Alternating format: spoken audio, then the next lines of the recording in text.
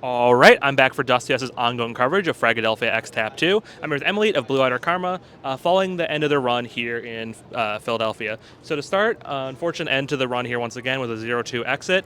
In spite of that, how are you feeling about the team's performance in Chinatown?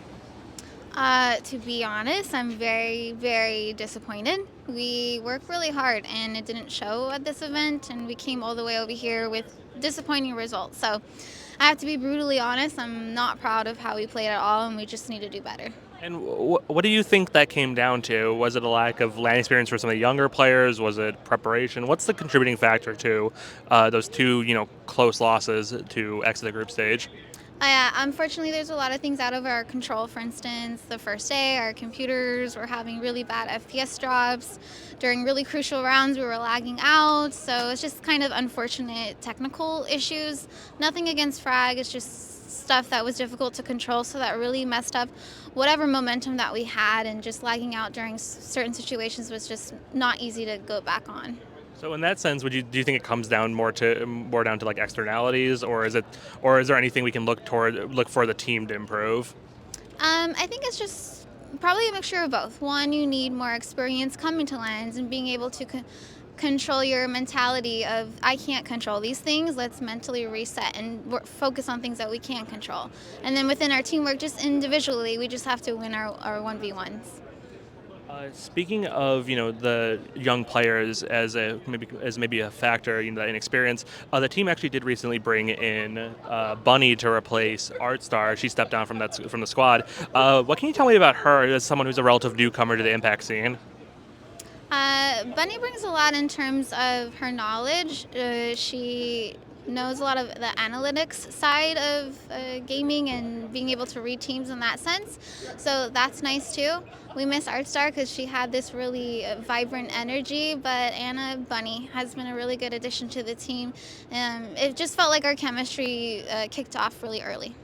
And then another change to the formula is Karma recently were picked up by Blue Otter. So to start, how did you get in contact with that organization? Because I believe that's their entry into the Counter-Strike scene. What was the process of bringing them on side? Well, I was just posting a bunch of funny clips trying to showcase, like, hey, we like to create content and we want to do work for an org. And one of the Blue Otter managers was like, hey, we'd like to learn more about you guys. So I sent them information about us because they didn't know too much about the Counter-Strike scene. But they have a League of Legends team and a Valorant team, actually. So they were really interested in supporting women esports. So we were so blessed that they wanted to sign us for the Impact League. Hopefully it continues to grow with them, because I'm trying to show there's much more than just being a player. For orgs, you have to do content for them. You have to show that you want to work for them and just be a good inspiration for the community overall. Now, I wanted to ask you about sort of a semi-related topic in the Impact scene. As someone who's been around, in the women's scene forever and who's seen the ebbs and flows of teams, the rise of empires and the fall of empires, I've been asking people, like, what do you think about the changes in TSM recently, having Empathy and Phoebe leave that team? As someone who's looking in from the outside, obviously that was one of the most successful NA teams, and now they've come on some hard times. What are your thoughts on that?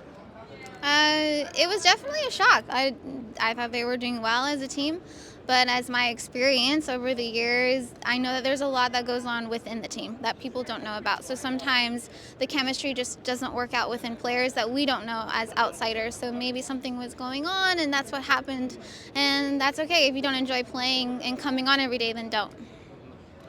Now, looking at your own run in the Impact season, Blue Karma unfortunately finished with a 2-5 record, which means they'll have to qualify through the open qualifiers for season 7.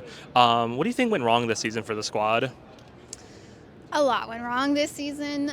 It's really difficult working full-time as a nurse. I get up at 6 a.m. and then I rush home for practice, and we put in time. We practice about 6 hours, 5 days a week. So it's really exhausting overall, but also we've been using a ringer because Rain's been focusing on school, so she hasn't been playing with us full-time at the moment. So I think that really set us back, and also we picked up Bunny really last minute, so really unfortunate for us, and honestly I'm just extremely disappointing. That's the worst that I've ever done in my career, but you have to get really low to get back up. So I'm very hopeful for our future, and we just have to go back to the drawing board. And now I believe, correct me if I'm wrong, but that ringer was Olia, right?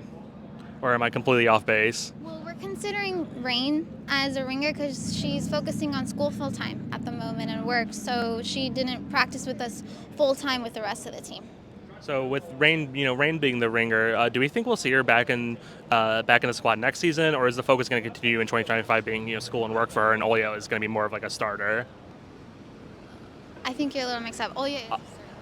I'm definitely off base then. You got to help me out here. Who's the person who replaced Rain on the squad then? And is she going to be pursuing a permanent spot, or is it going to be Okay, so Bunny replaced Art Star, and Rain also is kind of on the side because she's focusing on school. Right.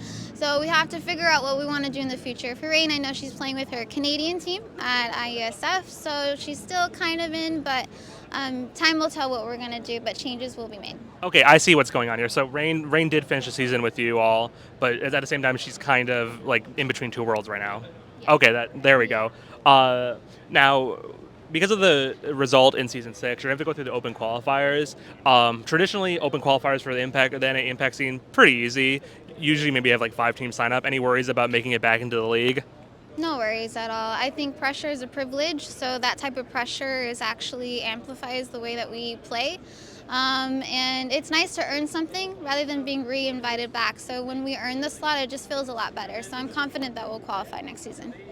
And with their most likely only being one spot into the land for season 7, it's a hard goal to get past the FlyQuest Red Girls to make it into the land. So what are you guys setting as your goal for season 7 in terms of growth and in terms of a result? My goal is to win. If you're not first, then you're last. So that's my goal, honestly. I think FlyQuest has a lot of resources that a lot of others don't have access to that I used to. So I know that they're going to be a hard team to beat, but everybody's beatable. So I know that we can do it next season if we work hard enough. All right, so that is Emmalee from Blue Otter Karma, and they'll be getting ready to prepare for season 7 next year in 2025. Thank you so much for your time, and we'll see you around.